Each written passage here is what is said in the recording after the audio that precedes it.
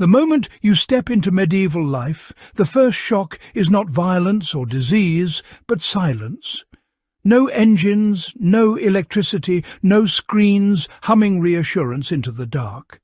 And yet millions survived for centuries. Here is the mystery. Without modern tools, medicine or technology, medieval people did not merely endure. They built societies that lasted longer than most modern systems ever will. Imagine waking in a world where a broken tool could mean starvation, where one bad winter could erase an entire village, and where survival depended entirely on what you knew, not what you owned. There was no backup, no help coming, no reset button.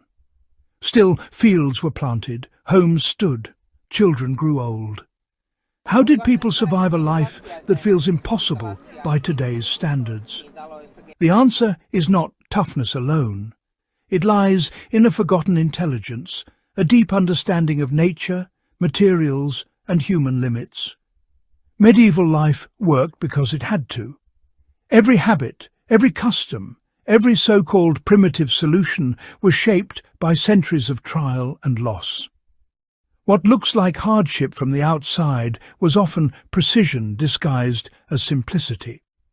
To understand medieval survival, we must let go of modern assumptions and step into a world where knowledge lived in hands, memory, and shared experience.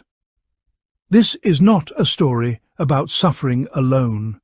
It is a story about systems that kept people alive without machines, and what those systems can still teach us today. Medieval survival began with land, because land was life itself. People did not fight nature, they negotiated with it daily. Villages were placed where soil drained well, where wind could be blocked by hills or forests, where water flowed but did not flood. Houses were built from what was immediately available, not by choice, but by logic. Wood insulated, stone stored heat, clay sealed wind. Fields were divided and rotated to prevent exhaustion, even before people understood soil science. Imagine watching generations fail and succeed until patterns became law.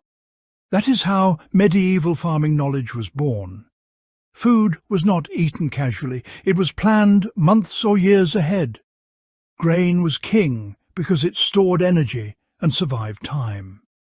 Fermentation turned vegetables into winter calories, smoke preserved meat when salt was scarce, and herbs doubled as medicine because there was no separation between food and healing.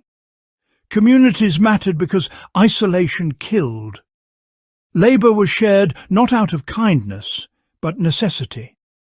One family could not survive alone. Bells, markets and festivals synchronized effort long before clocks existed. This was a world where every action connected to survival, where waste was danger and skill was inheritance. Medieval people survived because their entire society was engineered around limits, not convenience. Here's the clever part most people miss. Medieval tools were simple, but systems were complex. Take fire, for example. It was not just warmth or cooking, it was technology. Hearths were positioned to reflect heat, chimneys designed to draw smoke without stealing warmth, and ash reused for cleaning and farming. Clothing followed the same logic.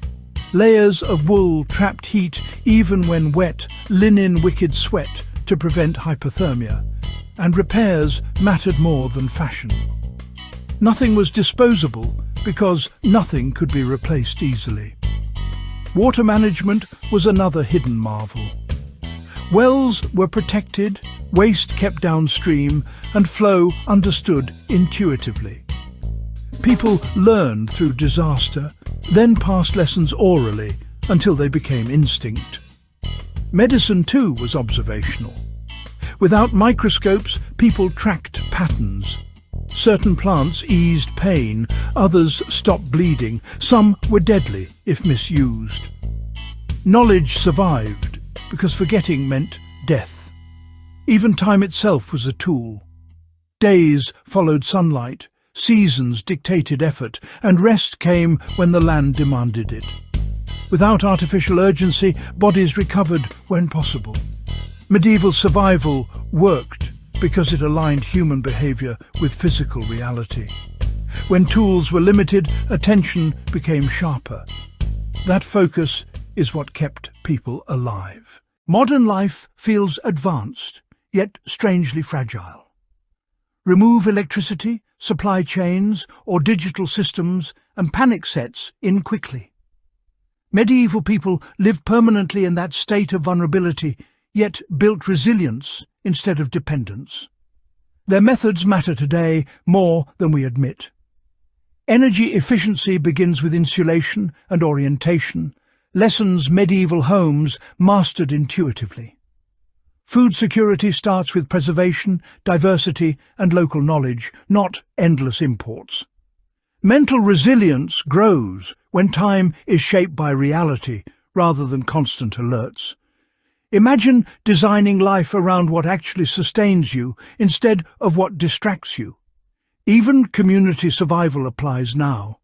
Shared skills reduce risk, cooperation multiplies strength, and redundancy saves lives.